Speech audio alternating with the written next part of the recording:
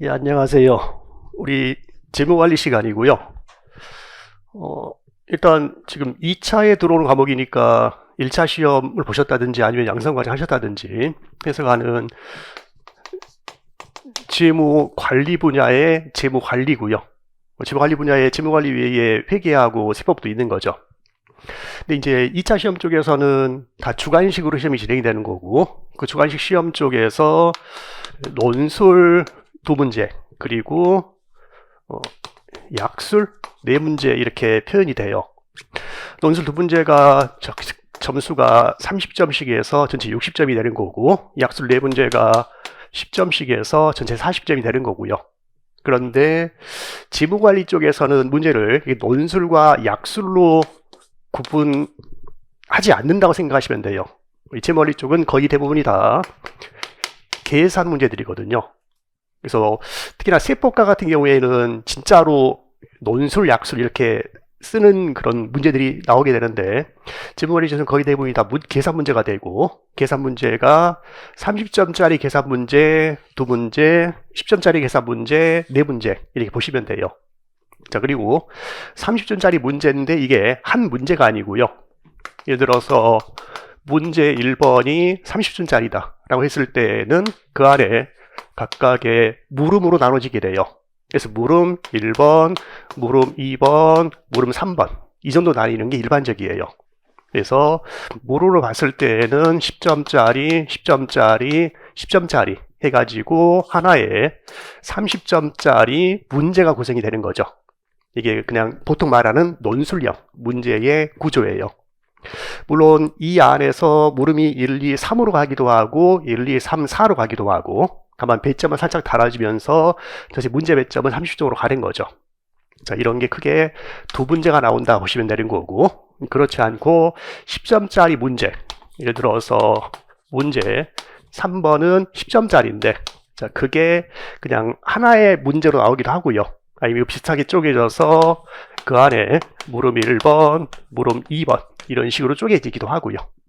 자, 그리고 한 물음 안에서 다시 요구사항이 또 나뉘기도 해요.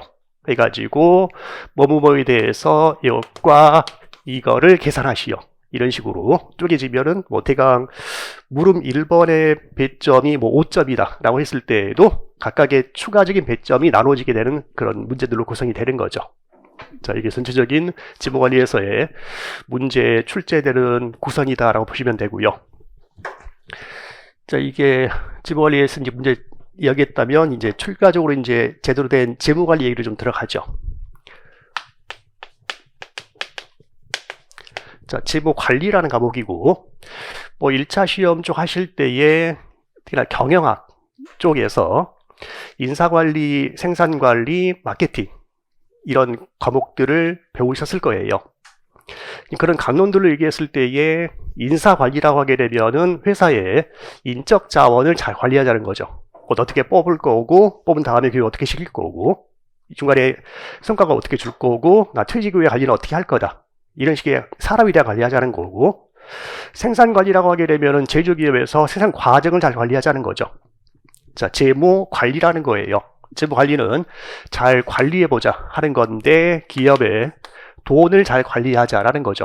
특히나 기업의 돈과 관련해서도 이 돈이 들어오고 나가는 거라는 현금 흐름에 대해서 잘 관리해보자라는 거예요. 현금 흐름이니까 캐시 플로우라고 할 수 있겠죠. 이 위에 제가 그냥 캐시 플로우라고 쓸 거예요. 그래서 제가 약자들을 가끔 좀 쓸 건데, 약자들 나왔을 때 크게 헷갈릴 약자는 아니니까 생각하시고요. 이런 기업의 현금흐름에 대한 관리를 잘해보자 라는 거고, 그 관리를 한다는 것은 곧 현금 흐름에 대한 의사결정을 잘 해보자 라는 얘기가 돼요. 그래서 대표적인 현금 흐름은 기업의 돈이 들어오고 나가는 게 있을 텐데, 그에 대한 의사결정 잘 해보자 라고 하는 게 재무관리 쪽에서 다루는 내용이라 할 수 있어요. 이때 이렇게 재무관리가 기업의 현금에 대한 의사결정을 잘 해보자 라는 게 재무관리다라고 하게 되면 그게 좁은 의미의 재무관리예요. 그 좁은 의미의 재무관리를 기업 재무론이라고 얘기하거든요. 이 기업 재무론인 실제 기업의 현금에 대한 의사결정과 관련된 문제들을 다루는 게 기업 재무론. 이게 좁은 의미의 재무관리고요. 그거 외에 넓은 의미로 가게 되면 기업 재무론 외에 금융 투자론까지 포함하는 게 재무관리의 내용이에요. 자, 지금 가는 거는 우리 교재 6페이지에 재무관리 들어가기 쪽에 저 혼자 들어가 있고요. 그중에 나온 얘기인데 이후에 강의를 좀 들으시면 아시겠지만 제가 판서량이 꽤 많아요. 근데 그 판서하는 내용 혹은 제가 말하는 내용들은 다 책에 있는 얘기들이거든요. 그러니까 굳이 다 따라 쓰려고 하지 않으셔도 괜찮아요. 책 보면 다 있는 내용이니까. 그리고 혹시나 제가 책에 안 나온 얘기인데 말씀을 드릴 얘기가 거의 없을 건데요. 혹시나 그렇게 되면 제가 명확히 말씀드릴게요. 이건 지금 책에 없는 내용이에요 라고 말씀드릴 거니까 뭐 판사하는데 너무 부담 갖고 듣지 마시고요. 그래서 보기에는 6페이지에 재무관리 들어가기 위해서 1절 재무관리의 의의, 1번 재무관리의 정의, 동그라미 1번, 동그라미 2번에서 기업 재무론, 금융투자론이 나왔잖아요. 이런 걸 외우시는 건 아니에요. 또 주간에 하다가 필요한 부분은 반드시 외우세요 이걸 라고 말씀드릴 거예요. 그럼 초점 맞춰서 그 부분들은 반드시 외워주셔야 되고, 제가 이렇게 쓸데없이 그냥 하면서 지나가는 얘기는 이해되면 그대로 지나가시고요. 뭐 특별히 외우거나 그러실 일은 없어요. 그래서 중간에 나오는 게 반드시 외워야 되는 것만 말씀드릴 거니까 그런 얘기 하지 않는 한 그냥 들으면서 따라오시면 돼요. 저분님의 재무관리는 기업 재무론이고 넓게 말했을 때에는 금융투자론까지 포함이 된다. 우리 교재로 봤을 때에는 한 장 앞에 보실래요? 한 장 앞에 목차가 있을 거예요. 전체적인 틀이 기업 재무로 해내는 게 1부와 2부 그리고 3부까지가 기업 재무론에 해당되는 얘기예요. 그리고 금융투자론이 교재 4부에 나오는 얘기고요. 자, 그래서 전체 1부, 2부, 3부, 4부까지 교재는 구성이 되어 있는데요. 우리 경영 지도사 쪽은 금융투자론은 주된 어떤 토픽은 아니라고 할 수 있어요. 그래서 기업 재무론 쪽이 주된 토픽이다라고 보시면 되고요. 뭐 1부에서는 확실성하에서의 의사결정, 2부는 불확실성 고려, 3부는 뭐 기타 주제들 이라고 나온다고 보시면 되는 거고, 4부 쪽이 금융투자론인데 금융투자론은 각종의 금융상품들인 주식이라든지 채권 그리고 그 외에 파생 상품들을 다루는 게 금융투자론 쪽 얘기예요. 자, 그 중에 주식과 주식가치평가 투자 전략, 채권 가치평가 투자 전략 이쪽은 그래도 꽤 많이 해당이 된다고 보시면 되고요. 특히나 관련이 많이 없어지는 부분이 파생 쪽이 관련이 많이 없어지게 돼요. 파생 안에 뭐 선물, 옵션, 수합, 뭐 구체재무관 이런 것들이 있는데, 제가 강의를 진행할 때에 초반은 기업 재무론 쪽 갈 때에는 거의 빠뜨리는 내용 웬만하면 없이 그렇게 진행을 할 건데, 금융투자론 쪽 갔을 때에는 이쪽은 제가 좀 많이 제외를 시킬 거예요. 그러니까 여러분 보는 시험하고 크게 상관은 없는 얘기라서 제가 이쪽 경영 지도사 쪽으로 책을 다시 쓸까 또 생각해 봤었는데요. 이런 전체 내용 중에서 필요한 부분을 싹 빼고 출제를 할까 생각해 봤는데, 경영 지도사 쪽에서 이제 가끔 가다가 전혀 출제되지 않았던 저게 가끔 튀어나오기도 해요. 이제 그런 부분들이 뭐 과거에는 이쪽에 좀 있었는데, 뭐 작년 같은 경우에는 그 대세에는 지장이 없는 거였지만 이쪽에서 가끔 하나의 뭐 옵션 투자 전략 용어가 하나 나오고 뭐 이런 게 있어서 혹시나 이제 지금은 아니더라도 나중에는 필요할 수 있는 내용들이라서 그냥 제외하지 않고 전체가 들어간 그냥 교재로 이용하려고 해요. 그래서 초반에는 기업 재무론 쪽이라서 특히나 여러분들이 시험 봐야 되는 내용과 많이 관련이 있어서 이쪽은 제가 빠뜨림 없이 거의 진행을 할 거고요. 다만 중간에 가다가 좀 복잡한 계산 문제가 있어요. 그 복잡한 계산 문제가 시험과는 상관없이 이제 어떤 내용을 좀 더 이해하는 좀 도움이 되라고 넣어놓은 복잡한 계산 문제가 있는데, 그런 것들은 그냥 말로 해서 이해가 되는 얘기면은 계산까지 가지 않고 제가 그냥 진행할 수도 있는 거고요. 자, 그래서 전체적으로 재무관리 중에서 기업 재무론 위주로 우리가 공부를 하게 될 거다 정도의 얘기고요.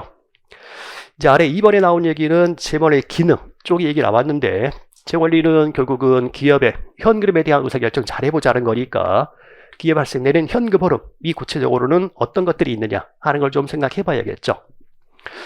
자, 제가 이렇게 그리면은 무슨 얘기인지는 아시죠? 지분 상태표.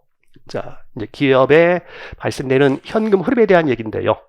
기업이 어떠한 장사를 하게 되면 가장 먼저 필요한 것은 돈이 필요하게 되는 거죠. 그 필요한 돈을 외부에서 자금을 조달하게 될 거예요. 첫 번째 방법으로는 채권자에게서 돈을 구할 수 있는 거죠. 그러면 기업에는 차입금이라든지 아니면 사치와 같은 계정이 생길 거고, 그걸 우리가 기업의 부채라고 얘기를 하죠. 자, 아니면 주주에게서 돈을 투자받을 수도 있는 거고, 그럼 기업에는 자본이 생기는 거죠. 그렇게 해서 기업 전체에 현금이 들어오게 된다. 그래, 들어오는 현금은 금고에 넣어두려고 조달한 게 아니니까 뭔가 사업에 투자하게 될 거예요. 그래서 사업에 투자하면서 각종의 자산에 투자가 되는 거죠. 혹은 각각의 투자안들에 투자가 된다. 방금은 크게 두 가지 현금 흐름을 본 거죠. 첫 번째가 기업이 돈 필요했을 때에 외부에서 자금을 조달하는 게 있는 거고, 조달된 자금을 각종 자산들에 운용하는 게 있는 거죠. 현금 흐름은 크게 두 가지, 자금의 조달과 자금의 운용으로 구분이 되는 거고, 이 자금이 운용되는 것에 따라서 기업의 자산 구성이 달라지는 거죠. 또한 자금을 어떻게 조달했느냐에 따라서 자본의 구성이 결정이 되는 거고, 그때 우리 자본과 관련해서는 우리 회계에서는 자본이라고 부르는 건데, 이게 주주 입장에서는 내 돈인 거죠. 따라서 이 자본을 자기 자본이라고 부르는 거고요.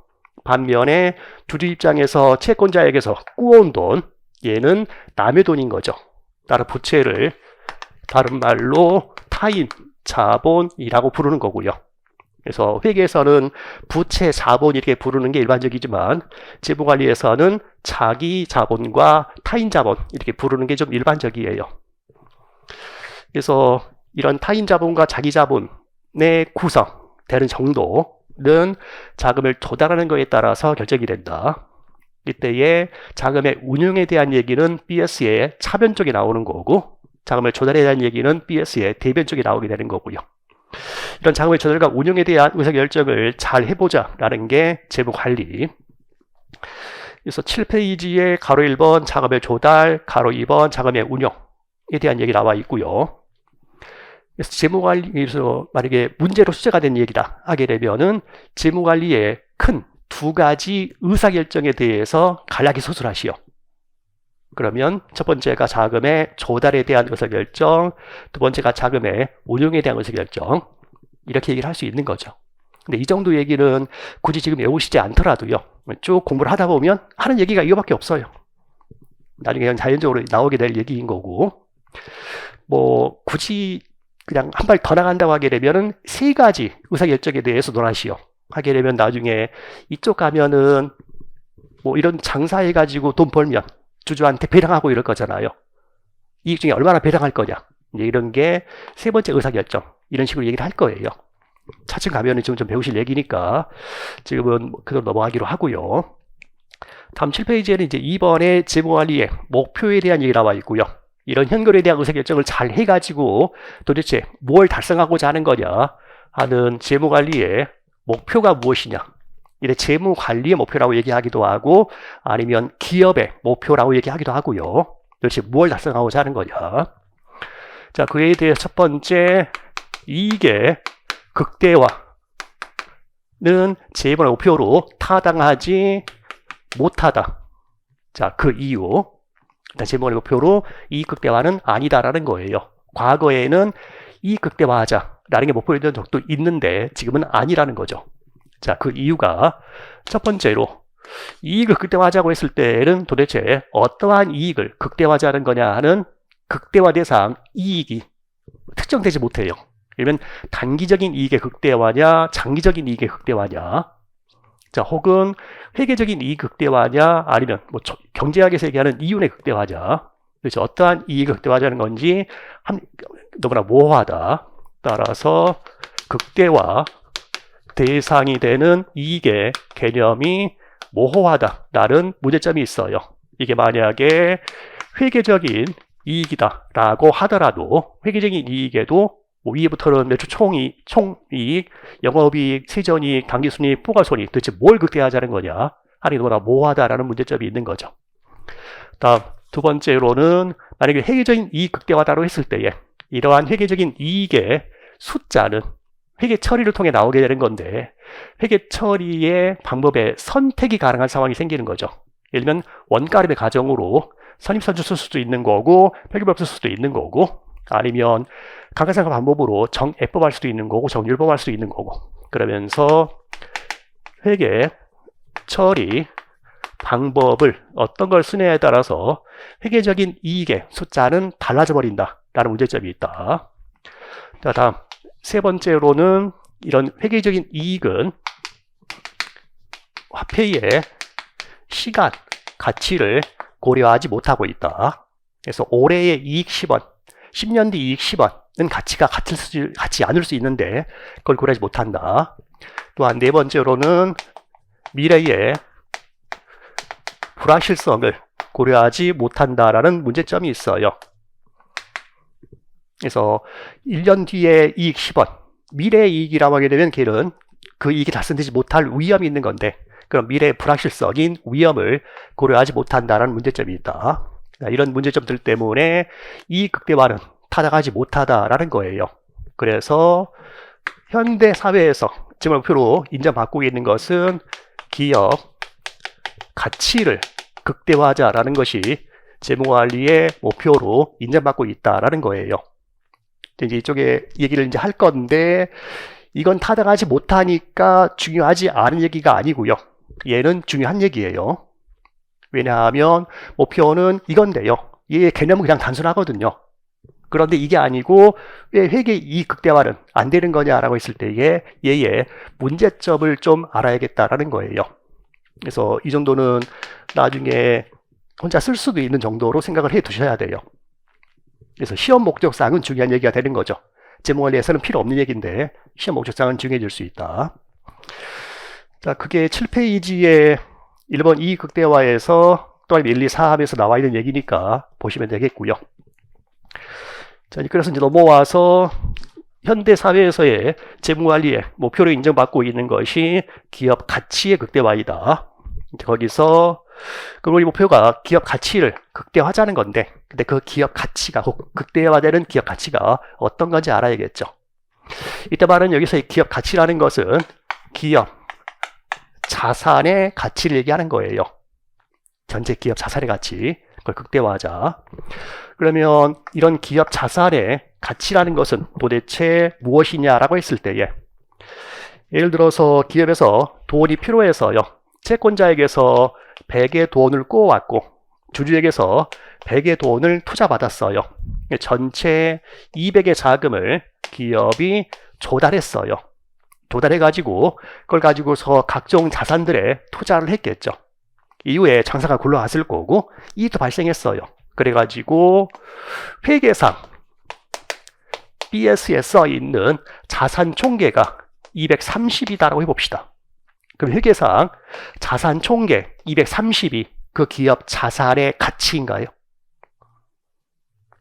자, 문제가 되는 부분은 뭐냐면 지금 회계상 자산이 230이라는 것은 회계에서 말하는 자산의 측정 부분이죠.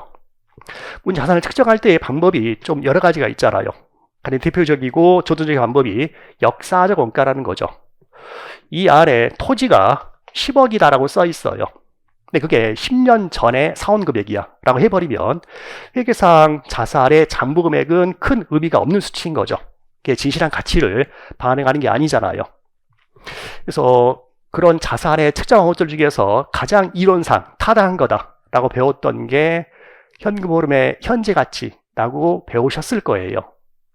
우리 자산이라는 것이 정의가 제가 아는 정의는 자산은 기업의 과거, 거래나 사건의 결과로 발생을 했고 현재 특정한 기업 실체에 의해서 통제되고 있으며 미래 경제적 효익이 기대가 되는 자원 이 정도 개념으로 알고 있어요. 그래서 미래 경제적 효익이라는 것은 현금 유입을 증가시키거나 현금 유출을 감소시킬 수 있는 능력이다. 곧 현금 흐름의 문제라는 거죠.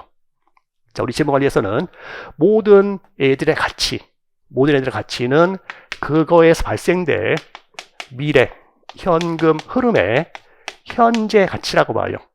현금 흐름, 현재 가치 기호도 괜찮으시죠? 그래서 우리는 모든 것의 가치는 거의 발생될 미래 현금 흐름의 현재 가치라고 본다. 그러면 우리는 기업 자산의 가치도 그 자산에서 발생될 미래 현금 흐름의 현재 가치라고 보는 거죠. 자, 우리가 이런 현재 가치를 계산하려면 그러한 현재 가치는 미래에 발생될 현금 흐름들이 있을 거고요. 얘를 적절한 할인율을 이용해서 현재 가치에서 다 더해주면 그게 곧 기업 가치다라고 본다는 거예요.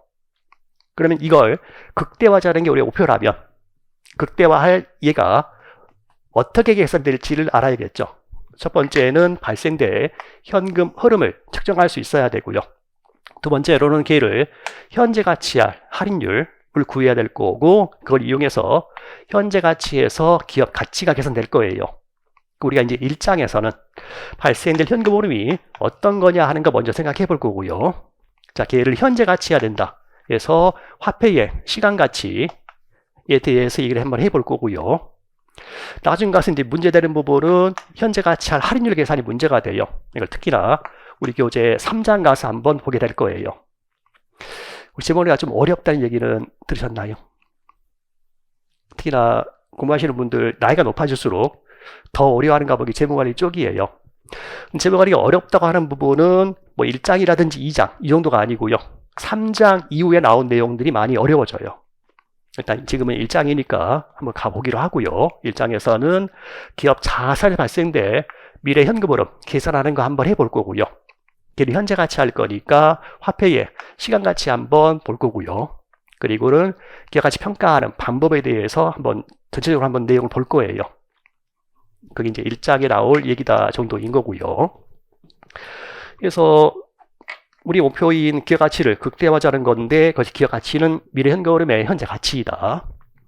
이런 기업 가치 극대화가 우리의 목표인데 여기에 가정을 하나 해볼게요. 가정을 해보는 게 기업 가치의 변동과 무관하게 부채 가치가 일정하다 가정하게 되면 자, 전체 기업 가치는 자산의 가치인 거고요. 자산의 가치가 커진다고 해서 빚을 더 갚아야 돼요. 제가 돈 많이 벌면 더 많이 갚는 건 아니잖아요. 갚을 금액은 정해져 있는 거다. 기업 가치 변동과 무관하게 부채 가치가 일정하다 가정하면 혹은 장사 안 돼서 돈을 못 벌었다고 해서 이 돈 안 갚는 거 아니잖아요. 자, 따라서 기업 가치 변동과 무관하게 부채 가치가 일정하다 가정하게 되면 기업 가치의 극대화는 곧 기업 가치가 극대화되면은 자기 자본의 가치가 극대화되겠죠. 기업 가치 극대화는 자기 자본 가치의 극대화와 동일한 의미가 된다라고 할 수 있을 거예요.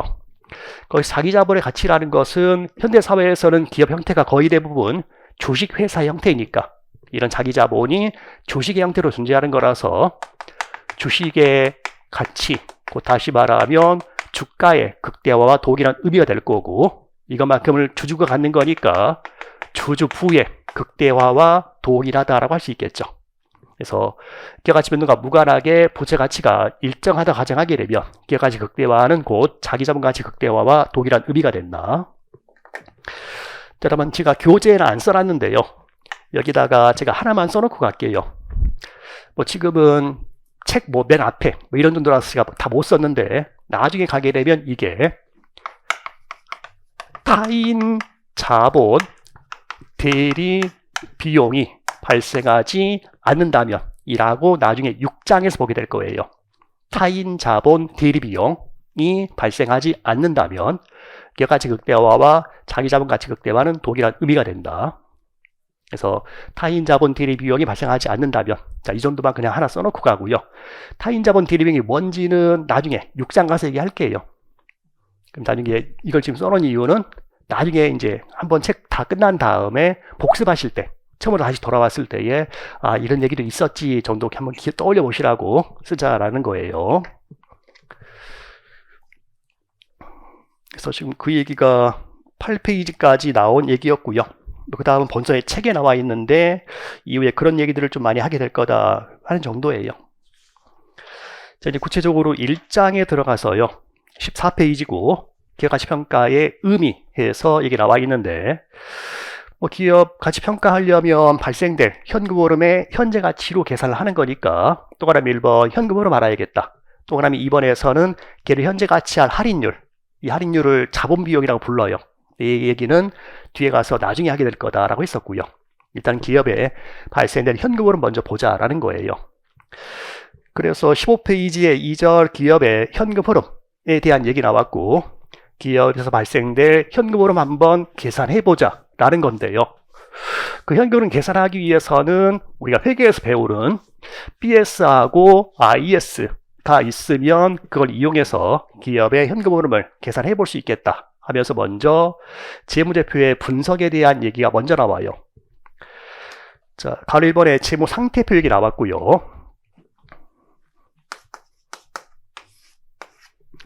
자, 기업에서 발생될 현금 흐름 측정하기 위해서 우리가 기업의 현금 흐름을 다시 한번 보게 되면은 채권자에게서 돈을 꾸어거나 주주에게서 돈을 투자받거나 하면은 차입금이라든지 아니면 사채와 같은 부채 계정이 생길 거고 조직에 투자받으면 자기 자본이 생길 거예요.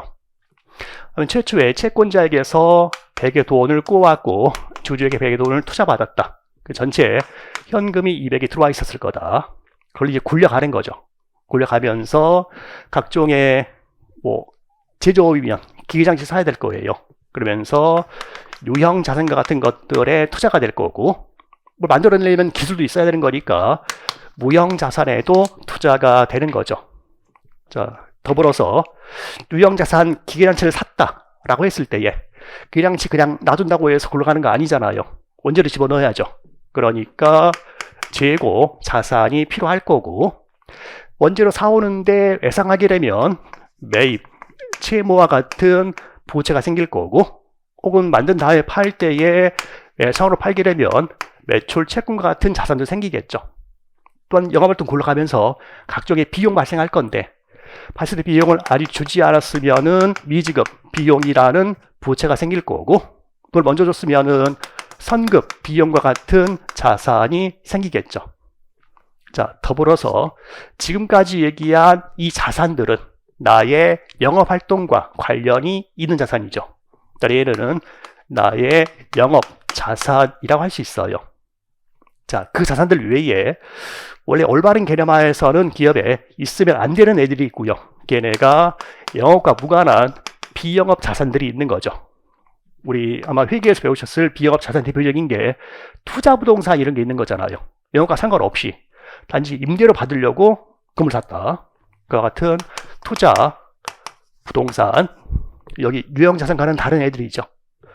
이라든지 아니면 갑자기 뜬금없이 주 패커스가 삼성전자 주식을 샀다. 영업과 상관없는 거잖아요. 그러한 주식을 갖고 있다든지 아니면 채권 보유하고 있다 하는 금융자산들을 갑자기 갖고 있다. 얘네들은 영업과 상관없는 애들이죠. 원래 개념상 기업들은 이런 비영업 자산은 있으면 안 되는 거죠. 이 장사하느라고 자금을 조달한 것들이니까. 그래서 영업 자산이 있는 게 타당한데 기업들의 현실적으로는 비영업 자산들도 있더라. 이때 우리가 이런 기업의 가치를 한번 구해보자라는 것은 이 영업 자산의 가치와 비영업 자산의 가치를 구하자라는 거죠. 자, 그 중에서 영업 자산과 비영업 자산의 가장 큰 차이점이다 라고 하게 되면 비영업 자산들은 개별 자산 하나만 들고 있어도 현금 흐름이 발생하죠. 삼성전자 주식만 들고 있어도 배당금이 들어오잖아요. 혹은 투자 부동산 건물 하나 들고 있다. 거기서도 그냥 임대료 그냥 들어오는 거잖아요. 그러면서 비영업, 책에는 나중에 나올 거예요. 비영업 자산들의 특징은 영업 자산과 달리 개별 자산별로 현금 흐름이 발생해요. 그 개별 자산별 현금 흐름에 현재 가치로 얘네는 가치가 측정이 돼요. 그러니까 삼성전자 주식의 가치는 얼마, 그 건물 가치는 얼마 측정이 되는 거죠. 거기 좀 더 나가게 되면 그걸 지금 다 계산해 가지고 삼성전자의 시장 주가가 지금 6만 원이에요. 그걸 다 해가지고 그렇게 거래하고 있겠죠. 제가 이걸 다시 하느니 시장을 믿는 게 나았잖아요. 따라서 기본적으로 실무상 비영업 자산들은 걔네들의 시장 가치를 그대로 인정하는 게 일반적이에요. 시장 가치로 더해주자. 그래서 이쪽은 우리의 주된 초점은 아니에요. 시장을 믿으면 되는 거니까. 우리의 주된 초점은 영업 관련 자산의 가치를 구해보자라는 거죠. 이쪽이 초점이에요. 그럼 이 영업 자산들의 특징은 얘네와 달리 개별 자산별로는 현금은 창출이 안 돼요. 기장치 하나 있다고 해서 돈 들어온 게 아니잖아요. 이쪽의 특징은 전부 다가 유기적으로 결합되어서 하나의 현금 창출 단위가 되는 거죠. 다 결합되어서 한꺼번에 발생하는 현금 흐름이 있어요. 자, 그 현금 흐름 우리가 기업, 잉여, 현금 흐름이라고 얘기를 해요. 자, 그걸 한번 계산해보자라는 게 지금 하는 거의 초점이에요.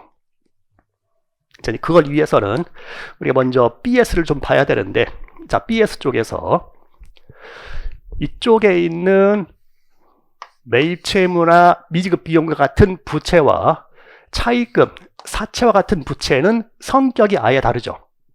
차입금, 사채는 진짜로 꾸온 돈이잖아요. 남의 돈을 꾸온 거다. 반면에 매입 채무나 미지급 비용은 남의 돈을 꾸온 게 아니고 단시 일시적인 어떤 기간 차이에 따라서 회계상 부채로 잡혀 있는 애들이죠. 자, 우리가 지금 안에 부채를 타인 자본이라고 한다고 했고요. 그 타인 자본은 차입금이나 사채와 같이 진짜로 꾸온 돈을 타인 자본이라고 얘기를 해요. 미지급 비용이나 매입 채무, 얘네들은 타인 자본으로 해당되지 않아요.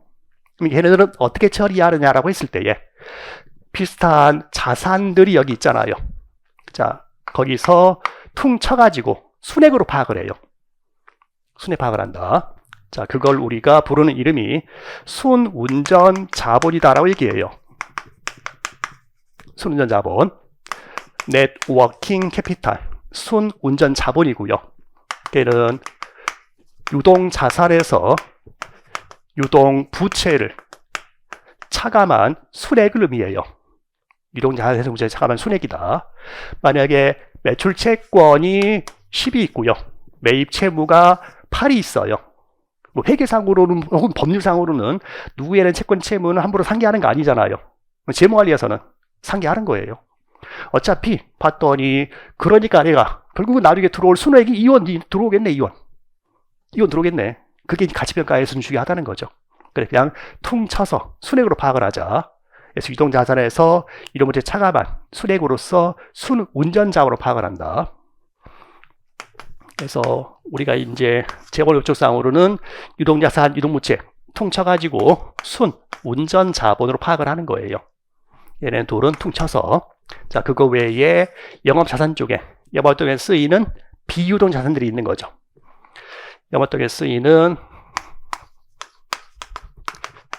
비유동 자산들이 있는 건데, 이 비유동 자산이라는 용어가요, IFRS 도입된 후에 쓴 용어고요. 그 전까지는 이걸 고정자산을 써요. 유동자산, 고정자산이라고 불렀던 과거의 이름이 있어요. 고정자산이니까 Fixed Asset이라고 용어를 주로 써요.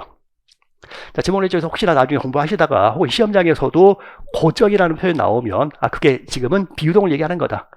출제자가 좀 한참 나이 좀 드신 분인가 보다 생각하시면 돼요. 자, 그리고 부채 쪽에는 차입금, 사채와 같이 진짜로 꾸온 돈인 타인 자본이 있는 거고, 타인 자본은 주로 기업들이 자금 조달할 때에 채권 발행해서 자금 조달하게 돼요. 채권 영어로 본드거든요. 본드니까 제가 B 이렇게 쓸 거예요. 자, 그리고 주주의 돈인 자기 자본은 주로 주식 발행해서 조달하거든요. 따라서 스탁이라고 제가 주로 쓸 거예요. 특히나 여기는 부채 쪽이 차입금이라든지 아니면 사채와 같이 채권자에게 진짜 꾸온 돈이다 라는 거 기억하시고요.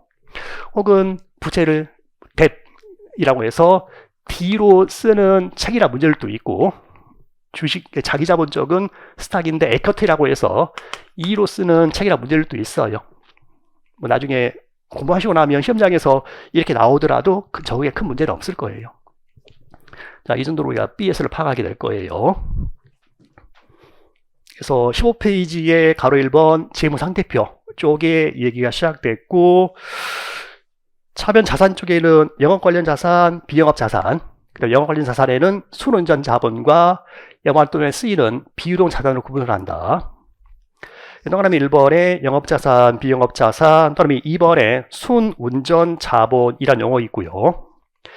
동그라미 3번에 타인 자본은 차입금, 사채와 같은 애들을 타인 자본으로 보는 거고요. 자, 넘어와서 가로 2번에는 포괄손익계산서 쪽의 양식이에요. 많이 좀 단순화를 시켜서 지금 보고 있거든요. BS도 이렇게 그냥 단순화 시켜버렸고요. IS 쪽의 얘기인데, IS 쪽에서는 일단 맨 위에 매출액이 나오겠죠. 자, 그리고는 이 매출액은 영업 관련된 수익, 영업 관련된 비용을 빼면은 영업이익 나오는 거죠. 근데 우리가 회계 배울 때 이 영업 관련된 비용 쪽을 구분할 때에 매출 원가와 매출 원가 이외의 영업 비용인 판매비와 관리비로 구분하죠. 그래서 매출 원가와 판관비까지 빼게 되면 기업의 영업 이익이 나오는 거죠. 그리고 매출액에서 매출 원가 뺀 구분 손익을 한번 계산하면 그게 매출 총 이익이라는 구분 손익이 있는 거고, 매출액에서 매출 원가 빼서 매출 총이익, 거기에 판매비 관리비 빼면 영업이익까지 나오는 거죠.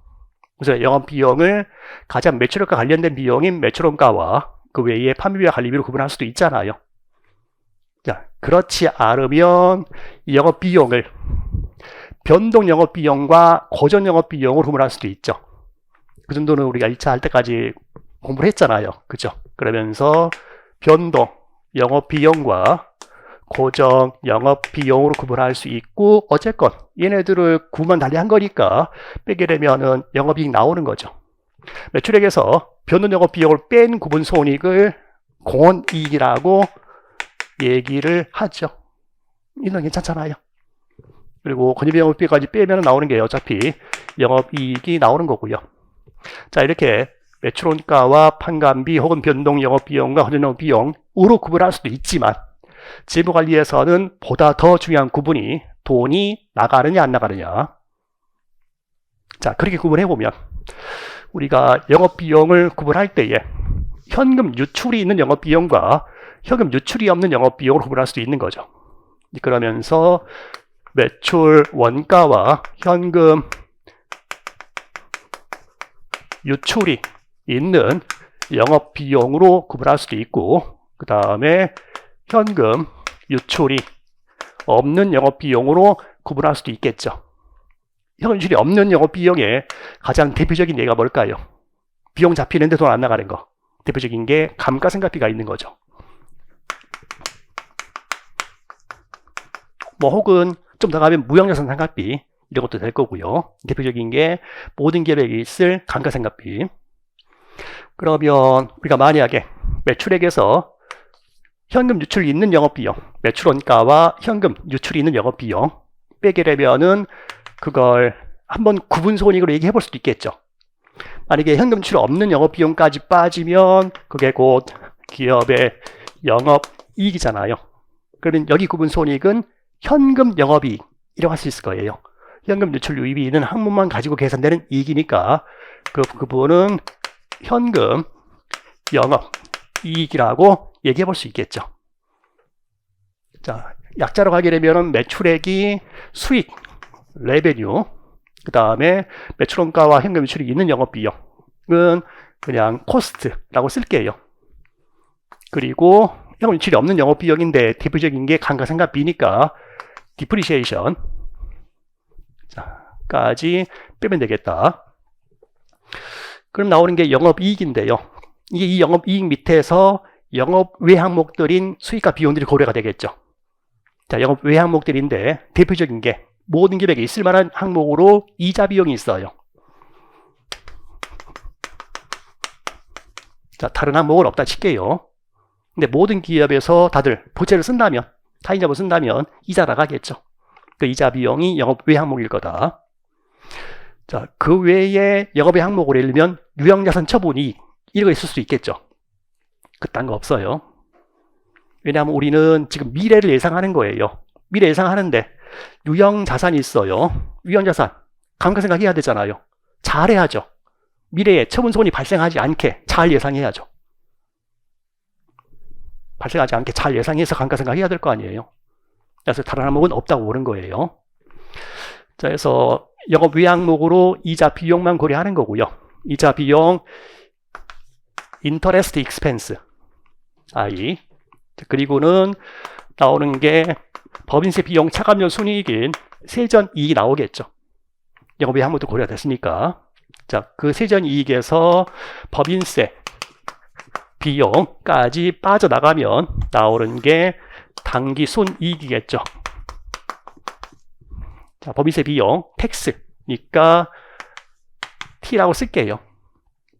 이 법인세 비용과 관련해서는 금액보다는요, 우리는 그냥 기업의 법인세율은 그냥 고정돼 있다. A기업은 B기업이든 이게 그냥 일반적인 거예요. 그래서 우리는 법인세와 관련해서는 세율이 보다 중요해요. 우리가 중요한 건 세율 적용해서 그냥 세금 바로 계산되는 거니까. 그리고 맨 아래 나온 게 지금 당기순이익인데 당기순이익은 net income, 순이익, net income이라고 주로 얘기를 할 거예요. 회계에서는 이 당기순이익 밑에 기타 포괄손익 고려가 돼서 총포괄손익까지 가죠. 우리는 그딴 거 없어요. 왜냐면 기타 포괄손익 주로 어디서 나와요? 주로 비영업 자산 쪽에 나오게 돼요. 주로 나오는 게. 근데 우리는 지금 이쪽에 관심이 없잖아요. 그래서 그냥 당기순이익에서 끝난다 생각하시면 돼요. 그러면 여기는 세전이익은 세금 내기 전 이익이죠. 그 용어 그대로 가게 되면 약자가 earnings before tax예요. earnings before tax. 영업이익의 경우에는 위에 영업수익에서 영업비용을 뺀 건데 밑에부터 올라오게 되면 이자하고 세금을 빼기 전 이익이죠. 그래서 earnings before interest and tax, EBIT라고 주로 얘기를 해요. 자, 영업이익 이후에 영업이익 할 건데 그게 EBIT라고 흔히 표현이 될 거예요. 자, 그리고 현금 들어오는 수익에서 현금 나가는 비용 뺀 거. 자, 얘를 현금 영업이익이라고 했는데요. 이게 역시나 밑에부터 읽게 되면 세금하고 이자하고 감가상각비를 빼기 전 이익이죠.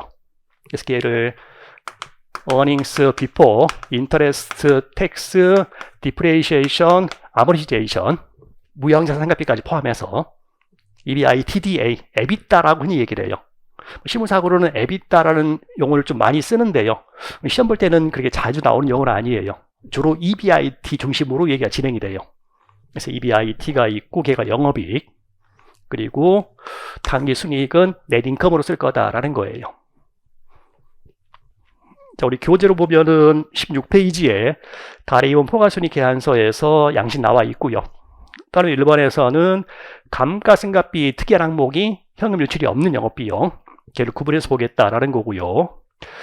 그러면 2번에 지금 여기 현금 영업이익, EBITDA라고 하는 게 지금 동그라미 2번에 써놓은 얘기고요. 다음에 3번에서는 영업이익, EBIT, 그다음에 4번에서 세전이익, 또는 5번에서는 당기순이익. 자, 그 정도까지 지금 약자들이 좀 들어왔는데 많이 복잡한가요? EBIT, depreciation, 순이익, 이 정도들 그냥 약자로 한번 써볼 이후에 쓰려고 미리 좀 말씀을 드린 거예요. 그걸 가지고 따르면 이번에 있는 기업 잉여현금으로 한번 계산해 보자는 건데, 그 기업 잉여현금 흐름이 기업의 자산 중에서 영업과 관련이 있는 자산이 굴러가면서 발생시킬 현금 흐름을 기업 잉여 현금 흐름이라고 그래요. 그래서 지금 1월 1일 날 서가지고 올해 발생될 현금 흐름 얼마가 될 거냐 하는 걸 한번 계산해 보자는 거죠. 미래 현금 흐름의 현재 가치를 구해야 되니까 발생될 미래 현금 흐름 한번 계산해 보자. 자, 그러게 필요한 게 일단 얘네들은 책에 나중에 나온다고 했었고, 개별 자산의 시장 가치 더해지는 게 일반적이니까 영업 관련 자산의 가치를 한번 구해보자. 그 영업 관련 자산은 순운전 자본과 영업 활동에 쓰이는 비유는 자산이 있다. 얘네들이 결합되어서 발생시킬 미래의 현금 흐름 계산하는 방법을 한번 보자라고 해서 그걸 기업 잉여 현금 흐름이라고 해요. 자, 그걸 위해서 필요한 자료가 이제 손익계산서 봐야겠죠. 올해 매출에 따라서 현금이 달라질 거니까요. 그리고 올해에 현금 나갈 비용들도 생각을 해야 되는 거죠. 자, 그렇게 IS를 보면서 파악할 현금 흐름이 있어요. 근데 IS에는 안 나오는 현금 흐름도 있거든요. 대표적인 게 기계장치를 샀다. 기계 산 거 가지고는 현금 흐름 여기 안 나오는 거잖아요. 그러니까 BS를 보면서 파악을 해야 되는 현금 흐름이 있고요. 그게 크게 네 가지 구분이 돼서요. 16페이지 아래쪽에 2번부터 나오는 현금 흐름이에요. 자, 거기부터 잠깐 쉬었다가 계속 할게요.